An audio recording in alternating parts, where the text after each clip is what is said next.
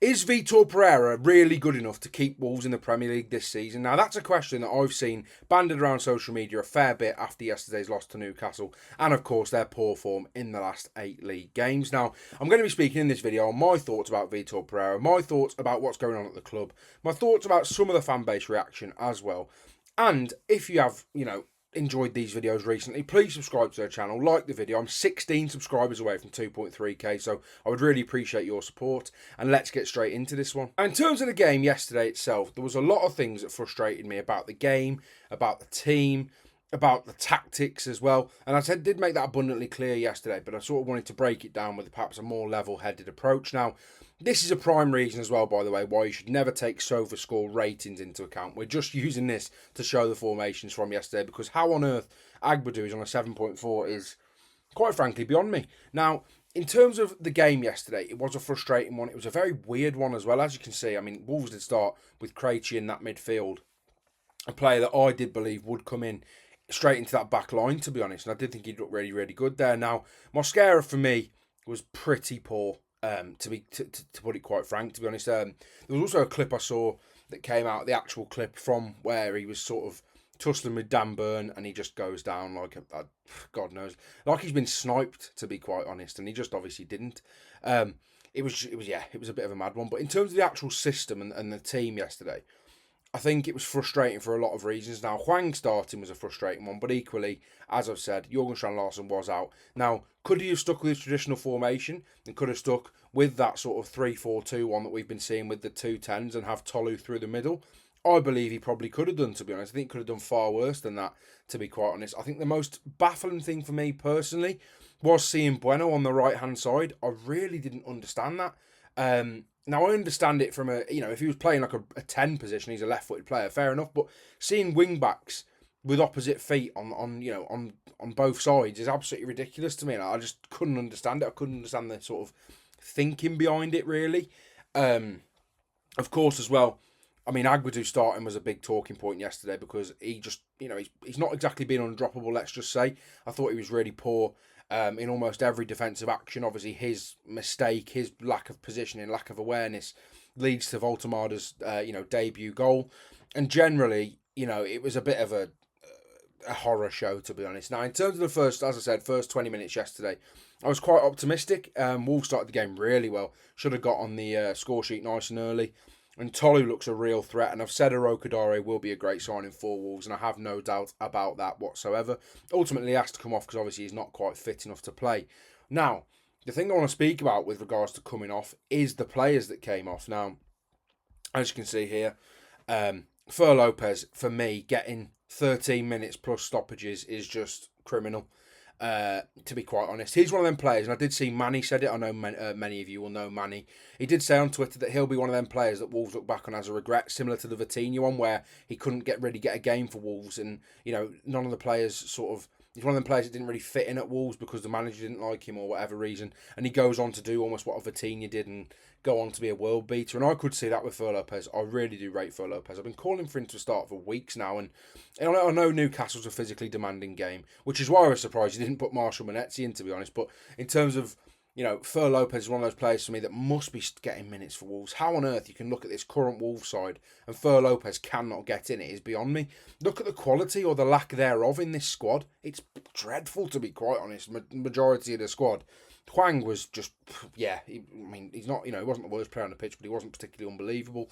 Jean Arias, again, as I've said, he needs to, I said this in my match preview as well, he needs to pick it up. He needs to adapt to Premier League football quicker. It also doesn't help, though, that he is playing on his unnatural side. He's always played off that right-hand side for Fluminense. So, it's a lot to adapt, especially to a new league, a new country, a new culture, a new language, and then also a new position as well. So, I do think it's a tough one for Jean Arias. Marshall Monetzi coming on, it's just mind-boggling is the word I'll use. I genuinely don't understand it. Surely it's beyond, to most of you, surely you can't comprehend it. I understand there'll be some Wolves fans that get on to me. Why are you hammering Vitor Pereira? It's a bloody owners. It's Jeff Shea and bloody Folsom. It's nothing to do with them on the pitch. When that whistle goes and they step across that white line, It's on the players and on the gaffer. And if you're bringing on Marshall Monetzi consistently or starting him every single week, it's beyond me. I know that probably says, a lot about this current situation that Wolves are in, but I just cannot defend it. So I'm sorry, I really can't. And don't get me wrong, as I've said, Monetzi's good for certain game states. He's good against your Manchester Cities, your Liverpools when you want to try and sit in. But it's just you're 1-0 down and you bring in Manetzi on, especially for Andre as well, which is even more baffling. But I just think it's an absolutely sort of mad situation. Now, in terms of the tactics, I have got a lot to say about Vitor Pereira this season. I have said it numerous times. It's frustrated me. Towards the end of last season, we saw it.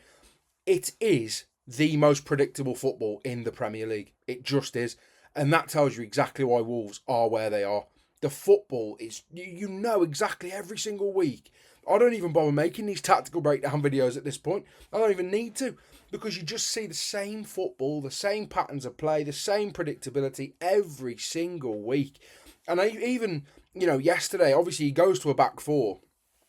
And somehow, it's basically the same as a back five. And the patterns of play are the same. And the football they're playing is the same. And the passing patterns are the same. And yeah, it was baffling again. There's no real adaptation for Vitor Pereira for me, and that's something that I want to touch on next, really. As you can see, this is the win percentage for every manager that Wolves have had since they've been in the Premier League. Now, it's extremely interesting when you look at it. Obviously, Vitor Pereira does have the best win percentage, of course, managed significantly less games than Nuno Espirito Santo in that 1920 season, and Bruno Lage, of course, as well, in that 21-22 season. Now, this season, of course, you got 0%. Gary O'Neill had 13% last season. And to be fair, genuinely, this sounds absolutely crazy. And I completely, understand that he's a nice guy. And I like Vitor Pereira a lot. But he genuinely, there is a world where he has a worse win percentage than Davis, Lage and O'Neill before ultimately he leaves or gets sacked. And I'm not calling for his head. I'm not saying that. But I do think he is walking a fine line. Now, if we could see certain patterns of play, fair enough. And there was certain bits yesterday, certain elements, individual moments in that game that were good. They were okay. As I've said, first 20 was okay. There were, spells towards the end, but nothing really,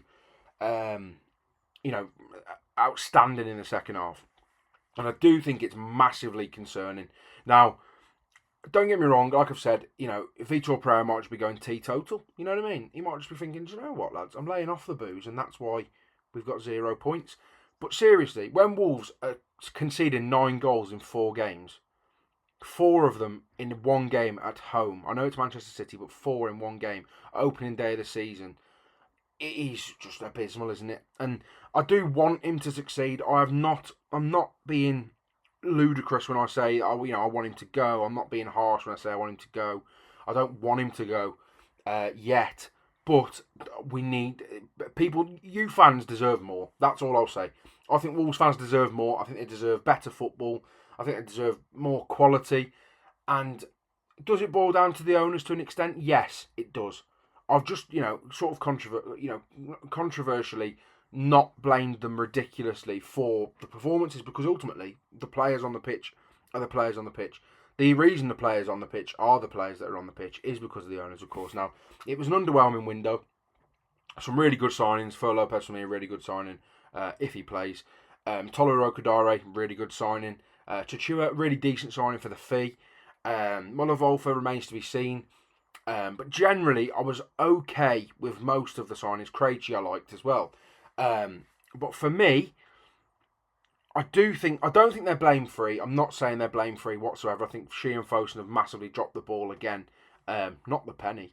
But I do think it is a big concern. And I think, obviously off the pitch does impact things. But when they step over that white line, when that whistle blows, it's just devoid of quality, of tactical nous, of grit, to be fair. I know there's a lot of yellow cards flying around, but it's not necessarily yellow cards for trying. I wouldn't say Wolves have particularly looked ridiculous with regards to their effort this season, really, either. And there are patterns we're starting to see where, you see the Gary O'Neill tenure towards the first half of his, sacking. and you see that sort of first half of that season, and it is dreadful. And this is actually worse. And I know that sounds mad. I'm well aware that sounds mad. But what we've watched the first 4 games, in my personal opinion, is worse than anything Gary O'Neill put together. And that sounds absolutely crazy. I understand you'll hammer me in the comments, probably most of you, but the actual football that Wolves have played across a full 90 minutes has genuinely been worse than that, in my personal opinion. I think at least Wolves were creating things. Like, you think back to like the Chelsea game, for example. They conceded a boatload of goals, but they look a real threat going forward. Should have scored far more than they did last season. Obviously, Palmer and Madueke had a brilliant game. But even then, Wolves looked an attacking threat. Wolves don't look an attacking threat anymore. They don't. I'm sorry. They looked a threat against West Ham as soon as Larson came on. And in patches as well throughout the first half. Didn't look a threat against Manchester City. Marshall Manetzi, if he could stay on side, he'd be better than Messi. Again, just no attacking threat. Everton, somewhat, okay. 2 goals, decent. But conceding 3.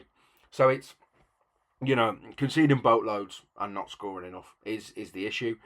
2 goals should be enough to win you a game against Everton. It really should. The fact you concede 3 goals against Everton is ludicrous in itself. But I do think it's a really concerning one. Now, as I've said, I'm not publicly calling for Vitor Pereira's head. I'm not saying he's finished. I'm not saying he can't turn it around. But he has to turn it around now. Leeds is a must-win game, in my opinion. Wolves cannot go into that game and not come out with 3 points. Now, I know Leeds have had a good start to the season. They looked good against Newcastle. They held in there. They should have scored. And Leeds have looked okay. Don't get me wrong, they've looked decent. And they have got a decent side as well. You could argue it's probably better than Wolves' side, player for player, really. I wouldn't argue that personally, but I think a lot of Leeds fans probably would. And generally, it is a must-win game. Even a point doesn't feel good enough. If Wolves end up with 1 point after 5 games, it is looking treacherous. And I do think there will be movement in the managerial position. I do think hopefully there'll be movement in the owner position, but I don't think that'll happen.